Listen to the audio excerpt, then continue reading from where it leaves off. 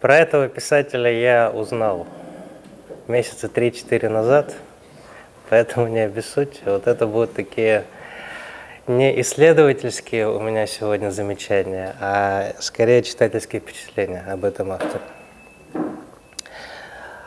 Отфрид Пройслер. Ну, годы жизни видите?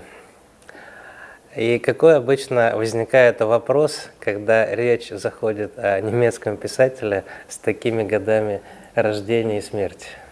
Что он делал во время войны? Да, но... Ровесников очень мало, особенно из России. Да. Ну, в Германии в этом отношении не очень... Нет такого резкого, большого выпадения, но похоже, да. Там это более размазано по годам. Вот. Это второй вопрос. А первый вопрос, как вы думаете, какой? Почему буквы Г нет? Нет, нет. ФРГ или ГДР. Да, вот когда речь идет о немецких писателях 20-го столетия, к какой литературе он относится, ФРГ или ГДР?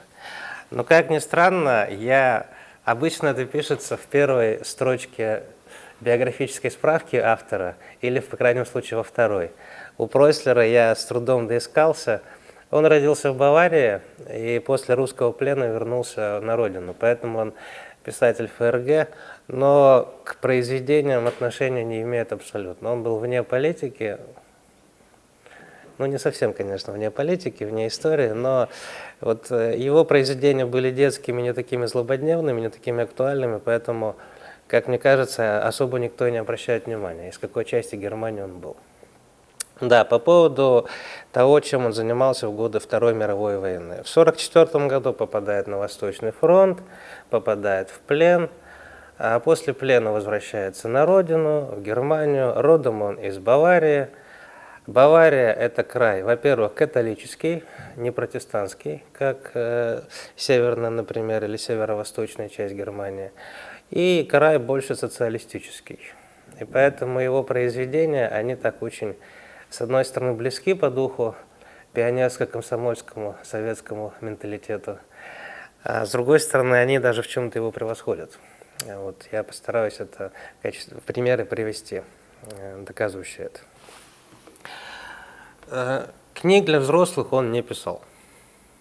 Вот, то есть он из того разряда писателей, который писал только для детей, либо младшего школьного возраста, либо среднего и старшего школьного возраста.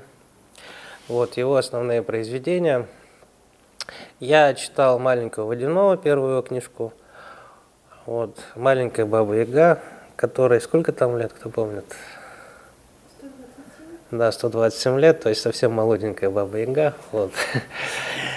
Трилогия про разбойника Хаценплотца, лесного разбойника. И вот самая взрослая книга из этого списка – это книга «Карабат» или «Легенда старой мельницы».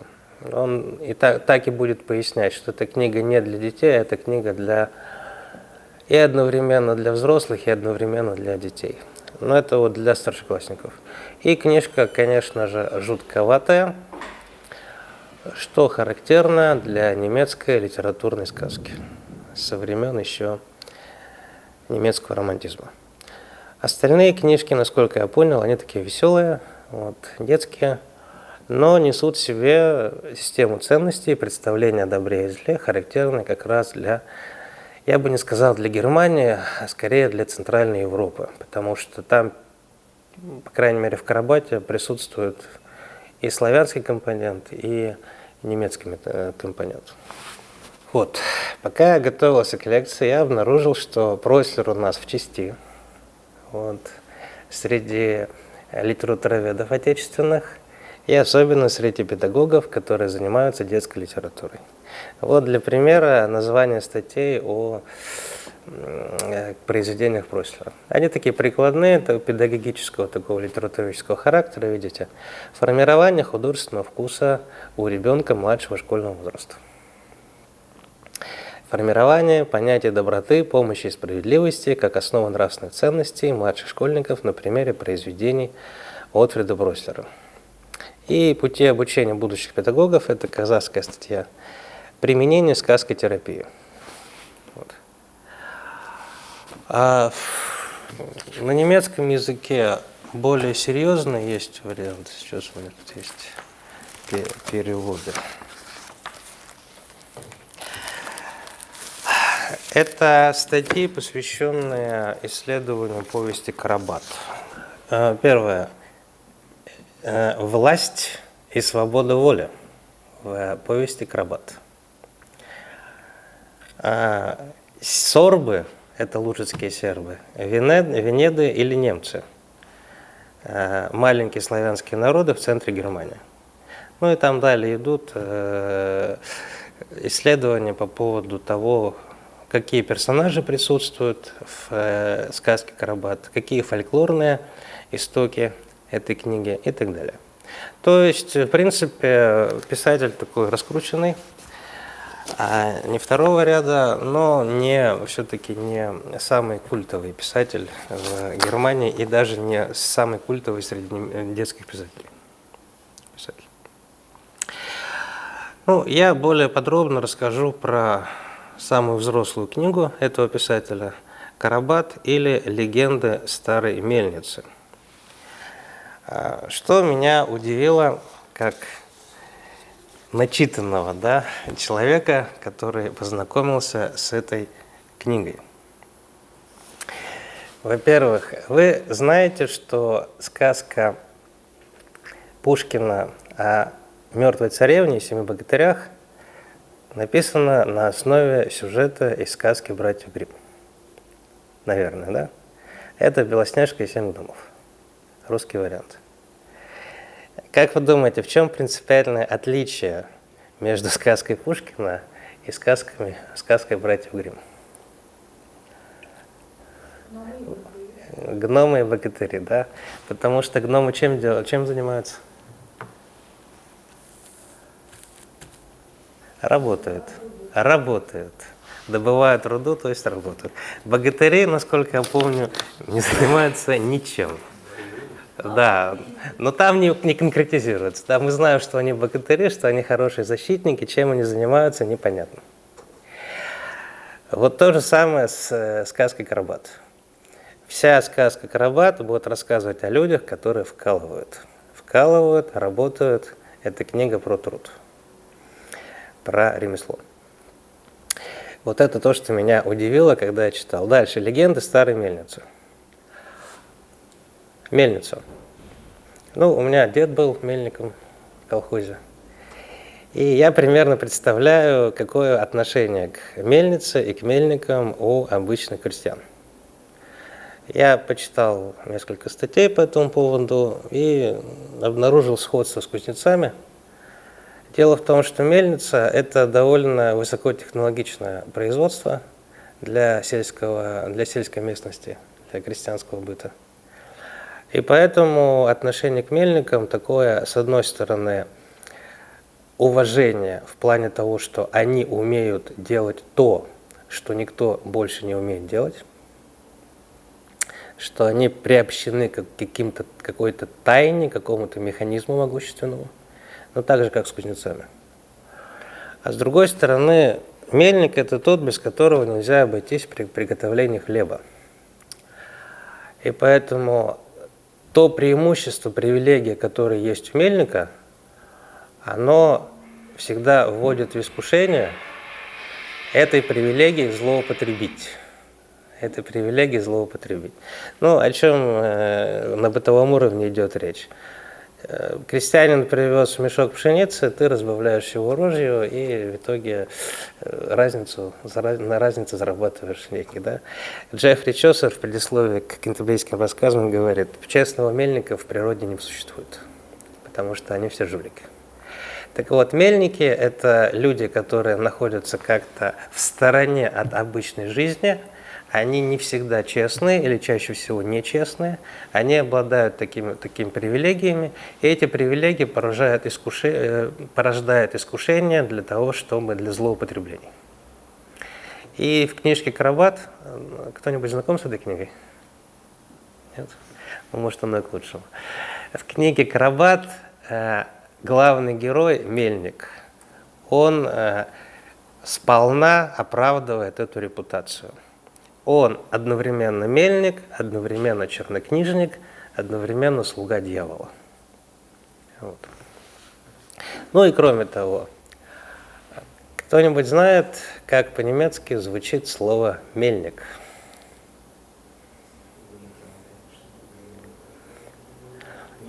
Вы это слово прекрасно знаете. Мюллер. Мюллер. Самая простая, одна из самых простых распространенных фамилий в Германии, да? Кто знаком с русско-советской классикой, мы все под колпаком у Мюллера, да? И футболистов было Мюллеров. Нет, я имею в виду вот того самого группенфюрера. И та же самая черная одежда, и те же самые разговоры по душам, они же допросы. Они в этом Карабате есть. Я не думаю, что Готфрид Пройслер имел в виду того самого Мюллера, но вот у него один из главных героев – это мельник без имени. Он называется Мастер. Так же, как в романе Булгакова, имени у него нет, он мастер. Итак, Карабат или легенда старой мельницы. Да, еще Дон Кихот тоже воевал с мельницами по той же причине, потому что мельница – это что-то колдовское. Это что-то, что вызывает настороженное отношение у окружающих крестьян по отношению к тем людям, которые там работают. Вот. И механизм сложный, и жульничать можно, и власть, такая привилегия, которую дает этот аппарат, это сооружение. В предисловии Пройслер написал: «Мой Карабат не история, предназначенная лишь для юношества, и не история исключительно для взрослой аудитории. Это история молодого человека, связавшегося с темными силами, которыми он очарован, пока не понимает, во что именно он ввязался». То есть это история про искушение, когда молодому человеку, точнее мальчику, предлагается такой привлекательный образ сила, которая строится на зле. Вот это неразрывная связь силы и зла искушает мальчика, и мальчик с этим искушением пытается справиться в этой книге. Это в то же время моя история, история моего поколения, это история всех молодых людей, которые сталкиваются с силой и властью, с их соблазнами и оказываются в их плену.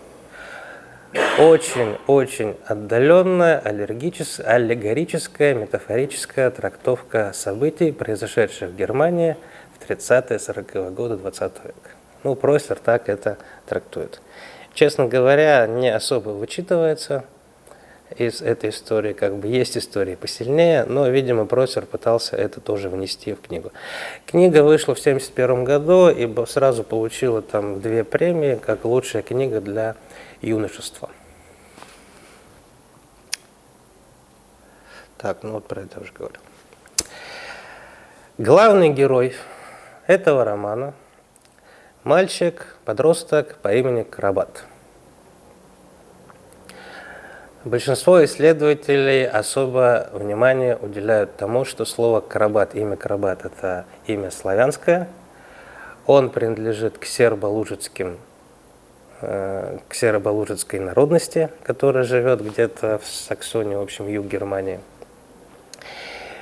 И Пройслер не придумал этого персонажа, он пересказал историю Карабата, который был персонажем в фольклоре. Немецко-силезско-лужицкий фольклор Карабата. Начинается история типичная для сказки и типичная для книг о том, как герой получает воспитание. От голода родители Карабата умирают, он остается сиротой. С еще такими же 2 сиротами они ходят по деревням, поют, колядки, и ищут работу.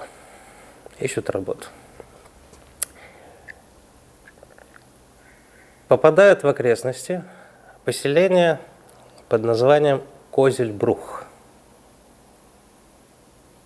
Да? Козельбрух, соседняя будет деревня Шварцхольм, либо Черный холм, либо там, скорее всего, Козлиный мост будет, как-то вот так это переводится. В общем, все названия связаны с нечистой силой. Просер потом в примечаниях писал, я, говорит, придумал это название Козельбрух, а потом оказалось, что реально есть такая деревня в другой части Германии, и я подумал, что надо было какое-то более экзотическое название предложить для этого поселения. Итак, это сироты, дети, которые остались без старших. И поэтому чем они занимаются? Они ищут тех самых старших родственников. Попадают в окрестности вот этой зловещей мельницы, которая пользуется дурной славой в окрестных деревнях, и попадают в лапы хозяина этой мельницы, которого зовут мастер, и одновременно являющийся чернокнижником. Эти трое попадают на мельницу.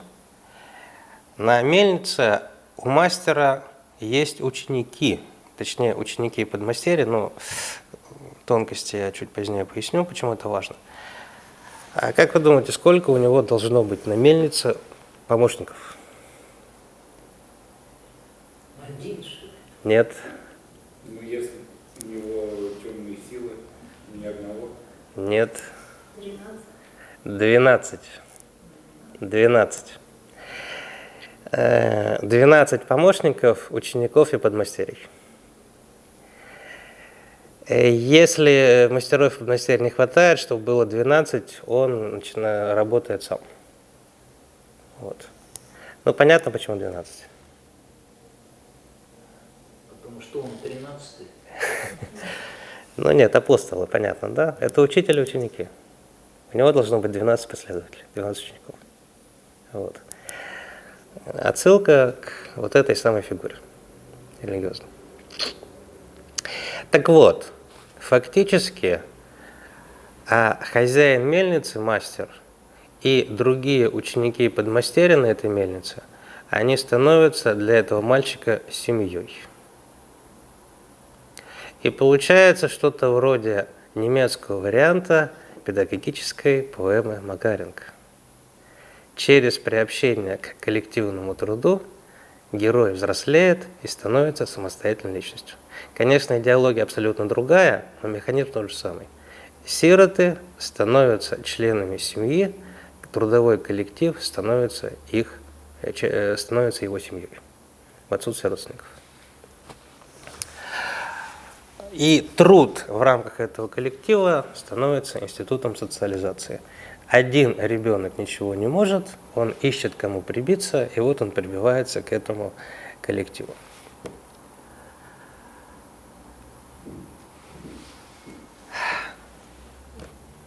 Ритуал приобщения к той группе, да, с которой он теперь себя должен идентифицировать. У входа на мельницу мастер прибил к дверной раме воловье ярмо. Подмастерья должны были проходить под ним, согнувшись по одному со словами «Я покоряюсь силе тайного братства».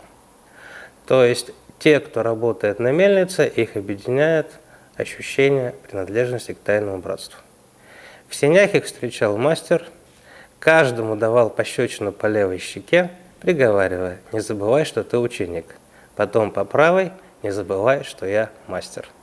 Подмастерья с поклоном смиренно отвечали «Буду повиноваться тебе, мастер, и ныне, и впредь». Ну, понятно, откуда берутся левые и правые щеки. Да. Значит, есть апостолы, есть, соответственно, их учитель, который из них выковывает коллектив. То есть он не просто попадает на мельницу, главный герой, Карабат попадает на мельницу, он приобщается к некоему тайному братству. У тайного братства есть свои ритуалы, есть свои знаки. Тонду с Карабатом, Тонду – это один из подмастерий мастера. Мастер встретил так же, как и всех остальных. В сенях они с Тондой присоединились к другим подмастерьям. У всех на лбу был тот же магический знак. Вот. И тут я пропустил одно предложение.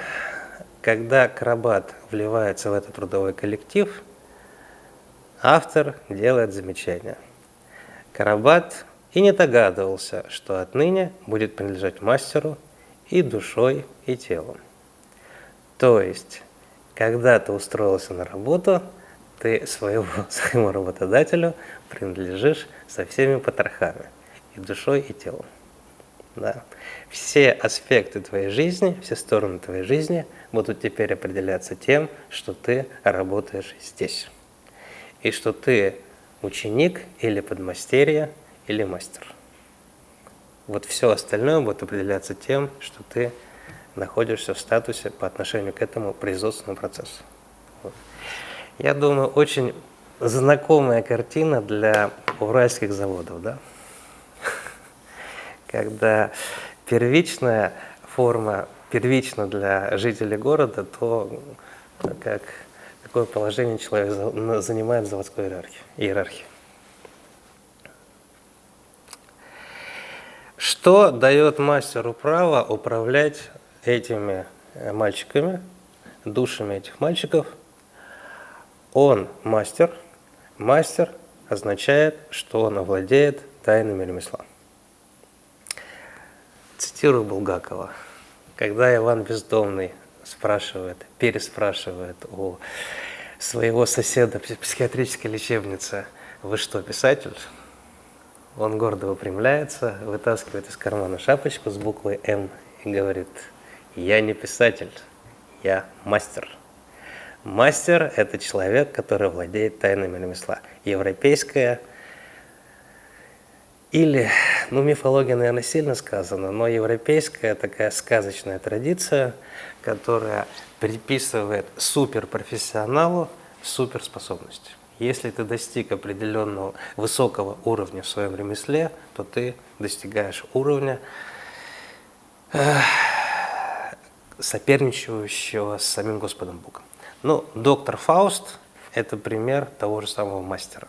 Человека, который овладел всеми знаниями, обладает высоким интеллектом, многое умеет, профессионал, и поэтому вступает в спор с самим Творцом.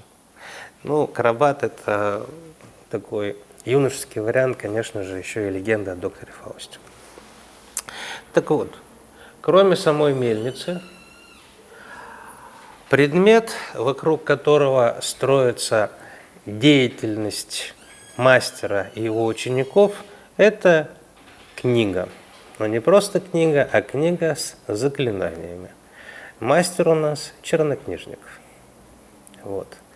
И он порциями, небольшими фрагментами делится этим тайным знанием, этими тайнами ремесла со своими учениками.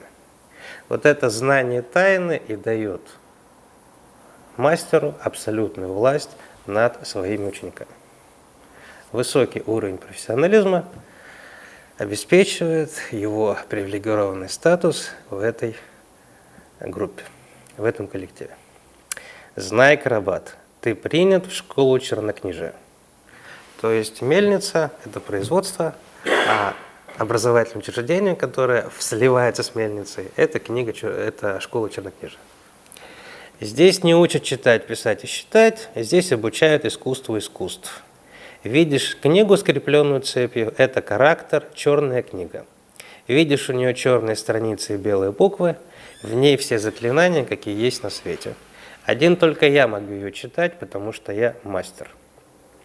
Вам же, тебе и другим ученикам, читать ее запрещено. Если ослушаешься, я все равно узнаю. И не пытайся. И так далее. То есть книга – это материальное воплощение тех тайн ремесла, которые доступны мастеру. Он мастер, потому что знает тайны ремесла, и он знает тайны ремесла, и поэтому он мастер.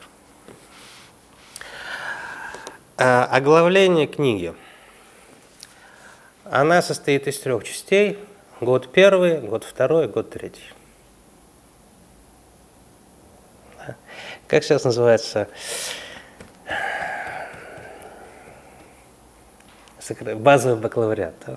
Базовый бакалавриат. То есть это учебная программа, ступени обучения, через которые проходит главный герой.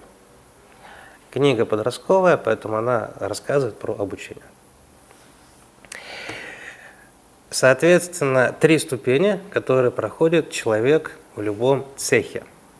Тут я еще в качестве такого экскурса скажу, что в Германии еще в эпоху романтизма было принято идеализировать сословно-цеховой строй, который был в средние века.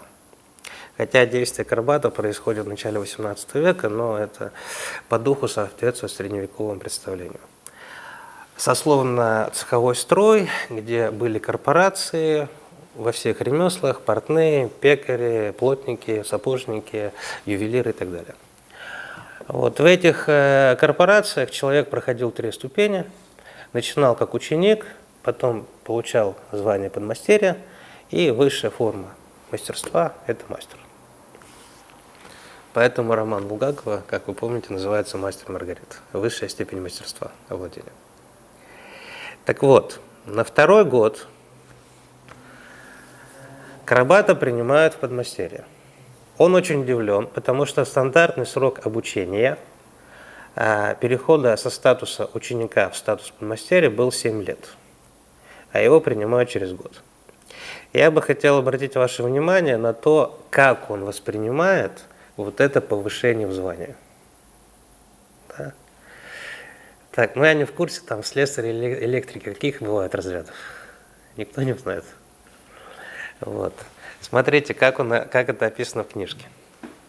Раз так, это реплика мастера, раз так, то согласно уставу гильдии мельников, мы переводим ученика Карабата в подмастерье.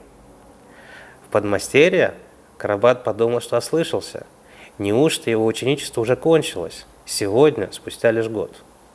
То есть он приятно удивлен, что его так быстро повышают. Вот. Ну, а почему так быстро повышают, понятно, потому что это черно-магическая мельница. Здесь учеников эксплуатируют в 7 раз интенсивнее, и поэтому здесь день идет за 7. Да? Это не ускоренный социальный лифт, а это интенсивная эксплуатация. Там в книге это так и показано. Они работают без выходных, без праздников, без устали, часто по ночам и так далее. Мастер поднялся, надел треуголку, взяв тесак, подошел к Карабату, притрагиваясь тесаком к его голове и плечам, произнес: «По уставу гильдии мельников я твой учитель, с большой буквы, и мастер, с большой буквы. В присутствии всех подмастерьев объявляю, ты больше не ученик. Теперь ты равный среди равных, подмастерье среди подмастерьев». С этими словами он вручил Карабату тесак, чтобы тот носил его за поясом, как и все остальные подмастерья. С теми отпустил. Карабат был поражен. Чего-чего, а этого он никак не ожидал.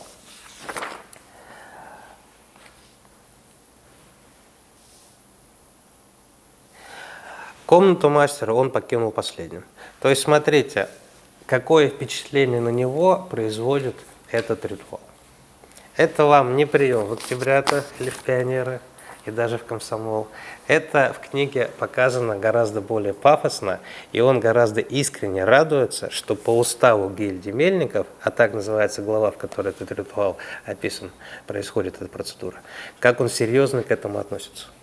Вот это то самое искушение, о котором говорил в предисловии к роману Пройслер, что сирота, который никому не нужен, приобщился к трудовому коллективу, освоился в этом коллективе, перенял их ценности, их установки, их мировоззрение и, приняв их ценности, очень живо, эмоционально переживает рост своего статуса в этом коллективе.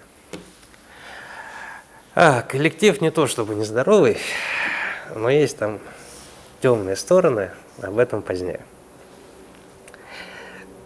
То есть вот эта особенность подростковой психологии в сочетании с социализацией здесь показана очень у него поэтично, я бы сказал, лирично.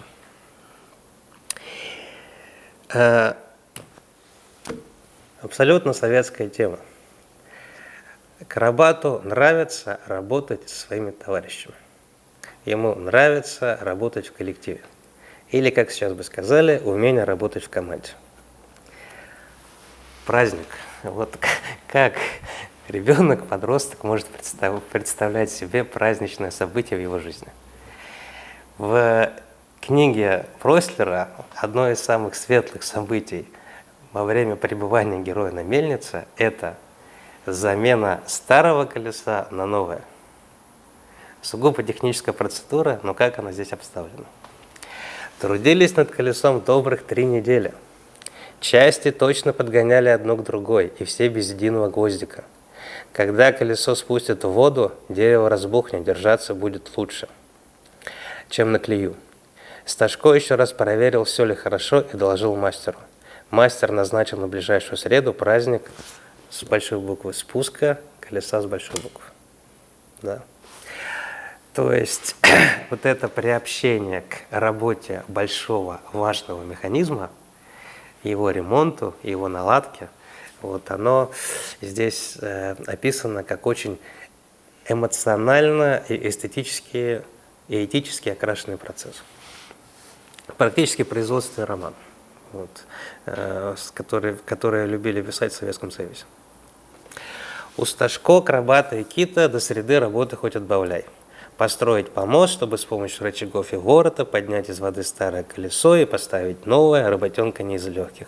Да еще подготовить подъемные блоки, ворот, носилки, рычаги, канаты. Видите, как он подробно описывает все детали, всю техническую сторону этой процедуры. Да. Почему? Потому что роман написан так, что там сливается точка зрения Крабата и стоящего как бы рядом, заглядывающего из плеча рассказчика. И вот то, как рассказчик говорит вот об этих подъемных блоках, канатах и рычагах, это на самом деле то, как внимательно к этому относится Крабат. Во вторник вечером подмастерья обвязали новое колесо еловыми ветками. Украсили. Сташко воткнул несколько цветочков. Он гордился своей работой и не думал скрывать это от других. Среда началась с праздничного угощения. Юро нажарил к завтраку пирожков.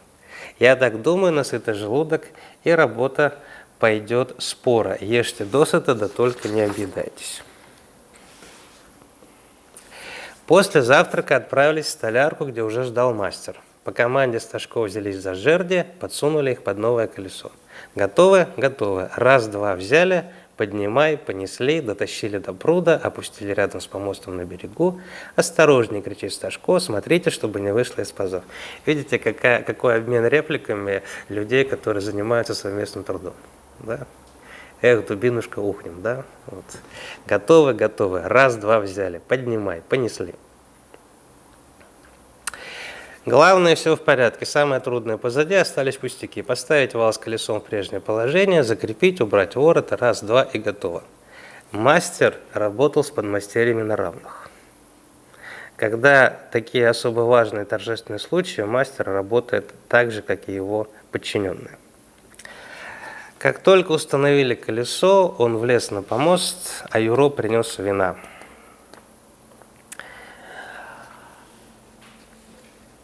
Мельник поднял кувшин, выпил в честь мастеров, остаток вылил на украшенное ветками колесо. Сперва вино, потом вода. Открывайте.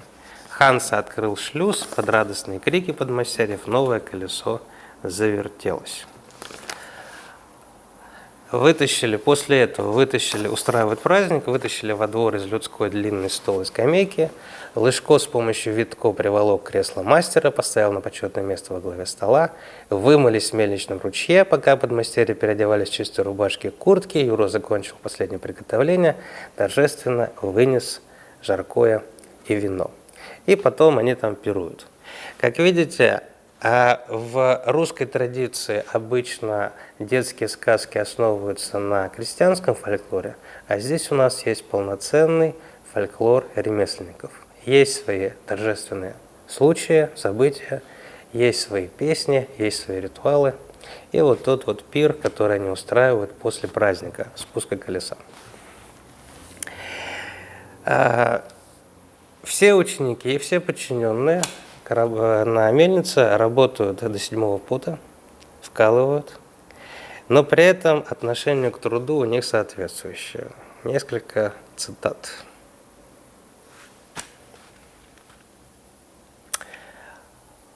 Глава называется «Работа здесь, конечно, не мед».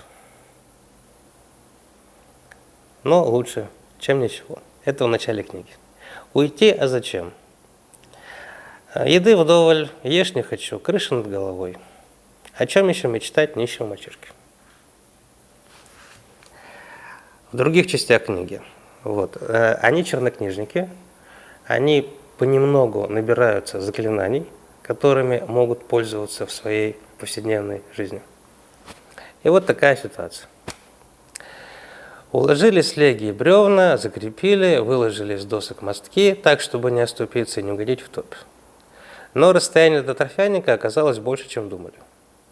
Юро хотел было привезти еще досок, но Сташко сказал, что это лишнее.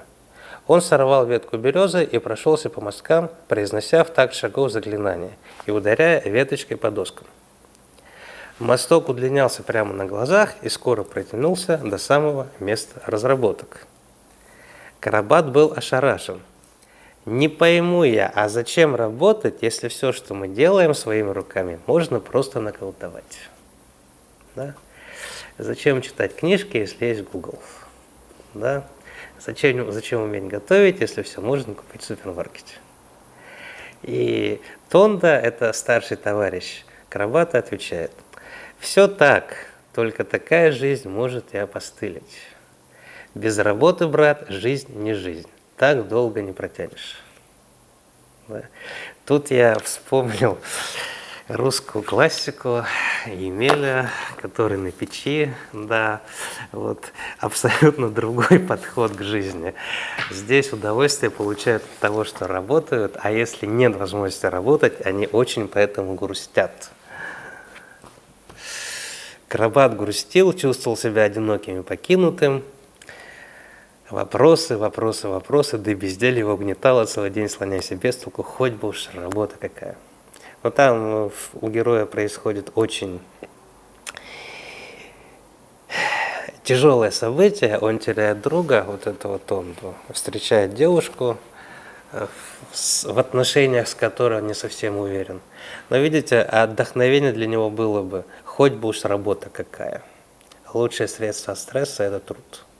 Это труд.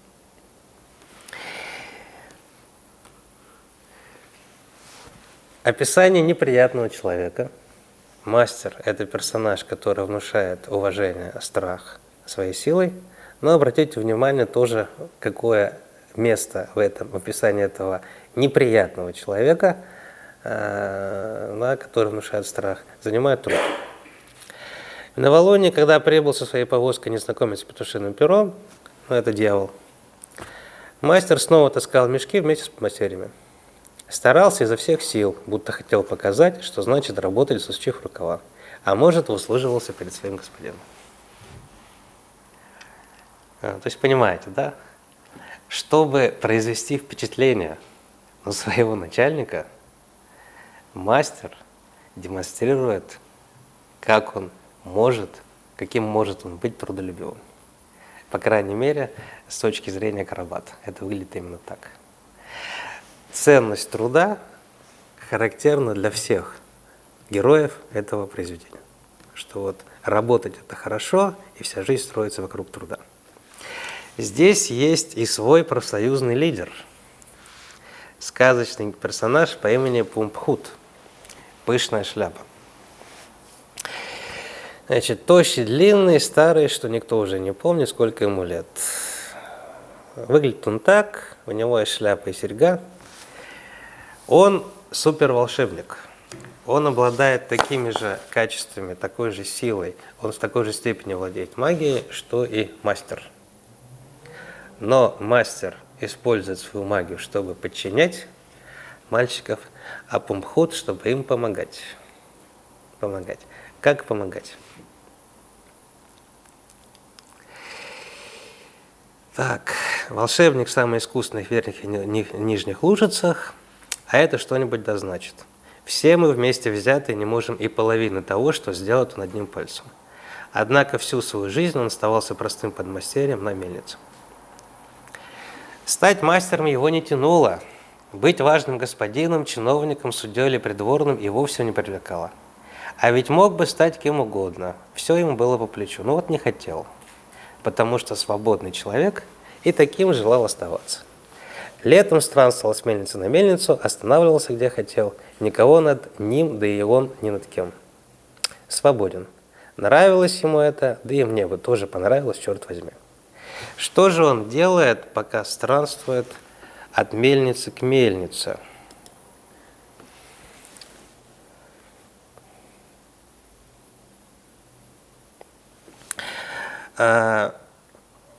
В повести рассказывается о... Значит, один из мальчиков на мельнице рассказывает про проделки Пумхута, и он говорит: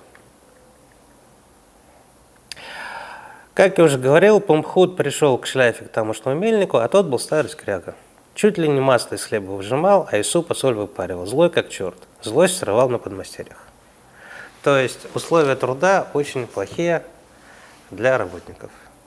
Пумхут нанимается к этому мельнику и, используя свои чары, говорит: тут Пумхут и взял мельника за бока. «Эй, мастер, я тут за 2 недели насмотрелся, что едят твои люди. Жидковато, а ну-ка сам попробуй». Пумхут как хлопнет ладонью по столу, и мельница остановилась. Ни шума, ни грохота, лишь плеск воды о лопасти колеса. В общем, он остановил мельницу к своим заклинаниям. То есть что сделал? Устроил забастовку. И пока условия труда на этой мельнице для простых работников не улучшились, он, хозяина мельницы, в покое не оставил. И вот смотрите, с одной стороны фантастический сюжет, фантастический персонаж, заклинания, а с другой стороны сугубо производственные отношения. Хозяин скряга плохо кормит своих работников. Что делает волшебник? Волшебник улучшает условия труда этих работников. Не раздает всем денег столько, сколько они хотят, чтобы они могли не работать, да? Потому что без работы жить скучно. А он именно налаживает их жизнь так, что их труд становится легче и чаще приносит им радость. Вот вся сказка «Карабат» написана в этом ключе.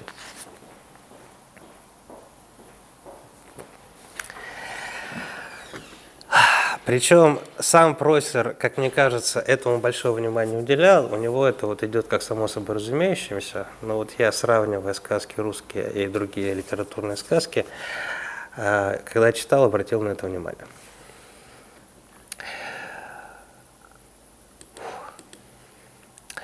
Но основная тема, вот то самое негативное, что есть в этом закрытом сообществе.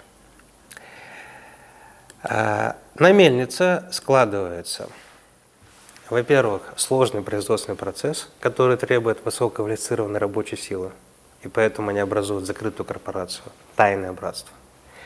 Во-вторых, это школа чернокнижия, да, это учитель, который делится своим тайным знанием с учениками.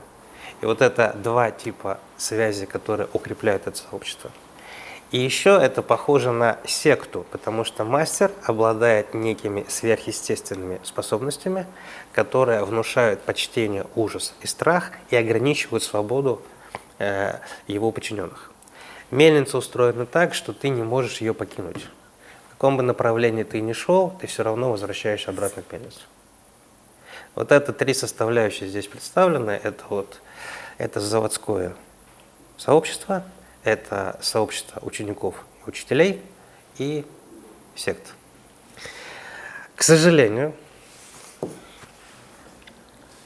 с грустью отмечает Акробат, то, что происходит на мельнице, это не уникально.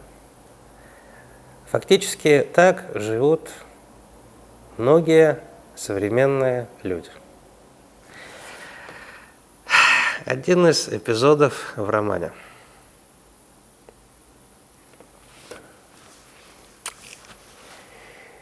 На коне по воздуху мастер берет с собой Карабата как лучшего ученика, чтобы посетить двор курфюрста Саксонского в Дрездене.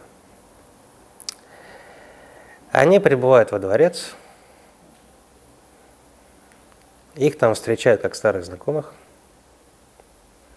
Он хотел спросить мастера, то есть Карабат, что все это значит, но не успел. Вошли в большой зал, освещенный свечами.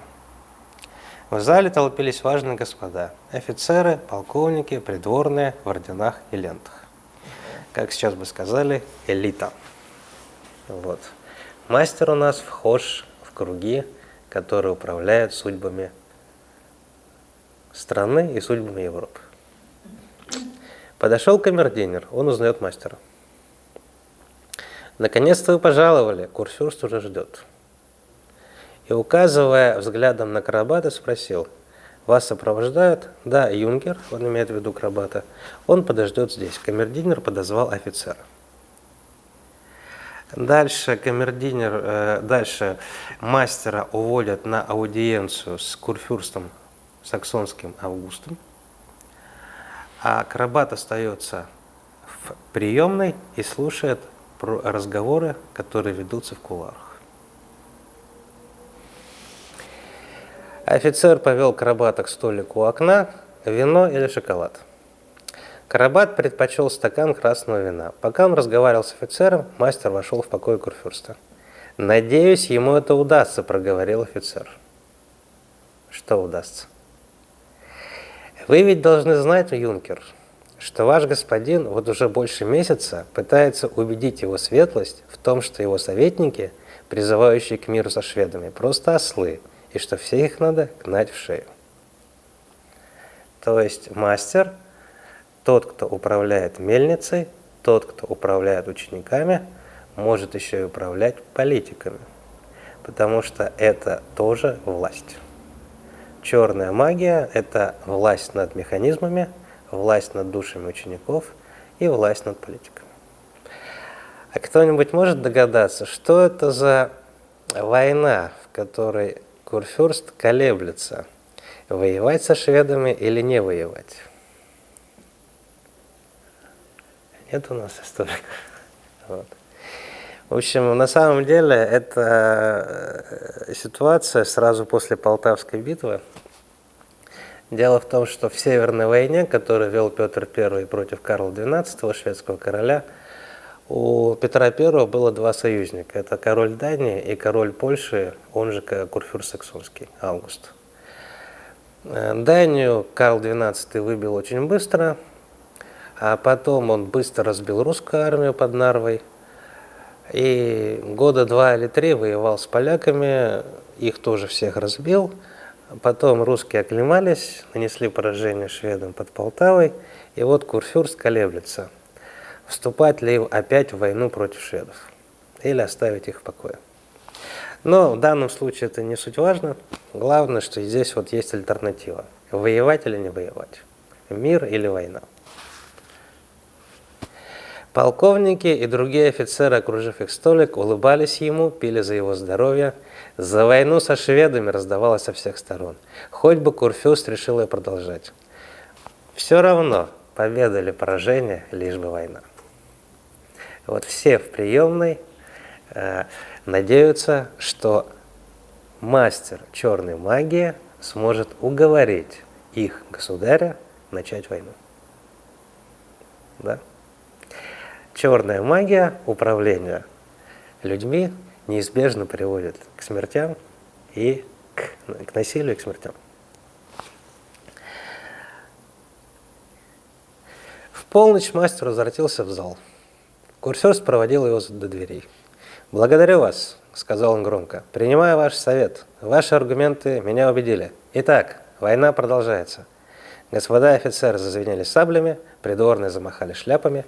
Да здравствует Август, курфюрст саксонский, смерть шведам. Уговорил продолжать войну. То есть, смотрите, если вы имеете дело с человеком, который, повторяю, владеет технологиями, может управлять своими учениками, талантливый учитель, обладает харизмой, которая делает его псевдо-религиозным лидером. Если он взаимодействует с политиками, он сеет смерть и войну. Вот об этом, скорее всего, и говорил Прослер, когда рассказывал о том, через какие искушения прошли представители его поколения. Те люди, которые молодыми застали уже завершающий этап войны, да, Второй мировой. Они покидают Дрезден, дворец короля Курфюрста Августа Сильного, вдвоем, Карабат и мастер. Кони пронеслись по каменному мосту через Эльбу. Как только город остался позади, мастер стал править в чистое поле. И тут они снова поднялись над землей, взлетели над облаками. Ну, у них волшебный конь, на котором они летают. Суперджет частный, да. Луна слабо светила прямо у них над головой. Карабат сидел, погруженный в свои мысли. Внизу проплывали города и деревеньки, поля и леса, озера и реки, болота и песчаные отмели. Мирная земля, тихая и темная. Понятно, да? После того, что смерть шведам, неважно, победа или поражение, главная война, он с грустью смотрит на мирную землю под собой. О чем ты думаешь? Думаю о силе черной магии, ведь ей подвластны даже курфюрсты и короли. Да? То есть между политиками и подростками-сиротами, которые случайно забрели на мельницу, по воздействию на них, по внушаемости со стороны носителей черной магии разницы нет никакой. Понятно? Политики те же подростки. Это только один эпизод, там еще есть несколько глав, в которых описывается вот такое поведение. Прослер на одну доску ставит фактически уровень подросткового сознания и сознания политиков. Так вот, самая мрачная сторона функционирования этой мельницы. Каждый год мастеру, чтобы продлить свою жизнь, необходимо убить одного из учеников. Ученик приносится в жертву, и эта жертва позволяет продлить еще на год жизнь мастера. Понятно, да? Что? Да. То есть это цена, которую требует машина и техническая мельница, и черномагическая, и образовательный процесс, да, цена, которая нужна, чтобы мастер продолжал жить. И в этом отражены архетипические отношения между любым учителем и учеником. В чем проблема? Если учитель хороший учитель, и он хорошо обучил своих учеников, то первым, кого отвергает талантливый ученик, это своего учителя, потому что он в нем больше не нуждается. Так же, кстати, как с родителями, да? Если родители правильно воспитали своих детей, на определенном этапе эти дети в родителях не нуждаются. Именно потому, что если их правильно воспитали. Самостоятельными, подготовили к жизни и так далее. Это такой парадокс. Здесь то же самое. Лучший ученик проявляет себя в том, что он лучший ученик, потому когда он выходит из подчинения своего учителя. Когда он перестает нуждаться в своем учителе. И Карабат фактически восстает против вот этого кровавого механизма, когда жизнь учителя нуждается в жертве со стороны учеников. Какая есть альтернатива? Вот это моя схема, к которой я пришел в ходе чтения данной книги. Слева это тот механизм социализации, в который попадает изначально мальчик-подросток Карабат, и который искушает вот своей слаженной работой сознание подростка. Это профессионал, это человек, наделенный сильной волей, хорошо владеющий механизмами, механической стороной ремесла, но имеющий дело с неживым, поэтому он производит смерть, и превращает своих учеников в часть, в неодушевленную часть вот этого механизма. Поэтому ему нужно рано или поздно ученика одного из 12 убить. Вот. А в то же время в романе представлена альтернативная форма социализации, основанная не на эксплуатации, как в случае с производством, а на эмоциональной вовлеченности. Да, то есть, когда люди привязываются друг к другу не только потому, что они вместе работают, не только потому, что они производят какой-то товар, продукт, но и потому, что между ними есть эмоциональная связь. Цитата из романа. «Существует только один путь положить конец всему. Положить конец всему – это ежегодное жертвоприношение одного из учеников ради здоровья мастера. Один единственный. Если есть девушка, которая тебя любит, если она попросит мастера тебя отпустить и сможет выдержать испытание». Или, как сказано в комментарии к этому роману, черная магия мастера противопоставляется другому волшебству, которое идет из глубины любящего сердца. Ну или, как я бы сказал, технократический подход в образовании, в педагогике и воспитании и гуманистический подход в образовании и воспитании. Да? В первом случае мы имеем дело с жесткой дисциплиной, эксплуатация учеников, эксплуатация механизмов. Во втором случае у нас во главе угла стоит личность, ее личностное развитие. Что происходит? Находится такая девушка, ее любовь проходит испытания, мельник погибает, мельница разрушается, а дети, как вы думаете, обретая свободу, теряют что? Заклинания забывают. Они перестали быть частью черной магии. Вот все остальное позитивное, а потеря состояла в том, что они перестали бы служить черной магии, поэтому потеряли способность заклинания использовать. Вот, и вот это моя интерпретация данного романа. Очередной сюжет про нечистую силу, про сделку с Фаустом, вот, на юношеском материале. И в заключение кратко про трилогию о лесном разбойнике, которая объединяется персонажем Хотсен-Плотсом. Что меня больше всего удивило, когда я подряд прочитал эти 3 книжки? Меня удивило то, что их 3. Сейчас объясню почему. И опять-таки социализация будет работать. Итак, в первой части разбойник Хотсен-Плотс творит свои злодеяния. Главный герой, двое мальчишек, его поймали, обезвредили и сдали в полицию. На этом первая часть заканчивается. Ну, как и положено нормальному детективу, нормальной истории преступления. Зло наказано, добро торжествует. Все логично, да? Вторая часть. Как вы думаете, что происходит во второй части? Правильно. Там очень бестолково работает полиция. Полицейских там обмануть может простой ребенок, самый наивный. И Хотсен-Плотс у нас убегает из-под надзора полиции, и полицейские функции вынуждены выполнять эти 2 детей. Сыщики.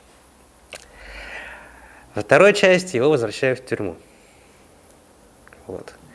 И вроде бы все, да, на этом должна заканчиваться эпопея. Не сбежит ли уже он в 3-й раз? И вот я, открывая 3-ю книгу, думаю, а чего же ждать? Какое дальнейшее развитие сюжета? Там, кстати, есть еще 4-я про полет на Луну, но она написана гораздо позднее, я ее прочитать не успел. Так вот, как вы думаете, о чем говорится в последней части? Как он справился? Правильно. Социальная реабилитация. Оказывается, те персонажи, которые в первых 2 частях пытались обезвредить Хотсен-Плотса, теперь задумаются, а чем он будет заниматься, ведь он же преступник. А если мы не дадим ему возможность заниматься мирным законным ремеслом, то он опять станет бандитом. на нас лежит ответственность за его судьбу. Понимаете, да? Общество, где все люди ощущают себя частью одной команды. Вот. Ну и в конечном итоге ему предлагают, да, он пытается совершить опять преступление, потому что от безысходности, но потом ему в конце предлагают заняться ресторанным бизнесом. У него неплохо получаются эксклюзивные блюда. Сам ресторанный бизнес в книжке не показан, но завершается на том, что он вполне сможет вписаться в обычную нормальную жизнь. Понятно? И вот что, эта книга для более младших детей, для более младшего возраста, но сходство в том, что и в том, и в другом случае нам показаны люди, которые ощущают себя не как одинокими, ощущают себя не одинокими представителями людей, да, а именно пытаются перейти в то состояние, когда таких хороших людей, как он один, много. И он отвечает не только за себя, но и за судьбу других хороших людей. Вот. Ну, вот это то, что я хотел рассказать про книгу Карабат. Да, и в заключение, чтобы была понятна атмосфера книги Карабат, я бы хотел дать вам послушать песню.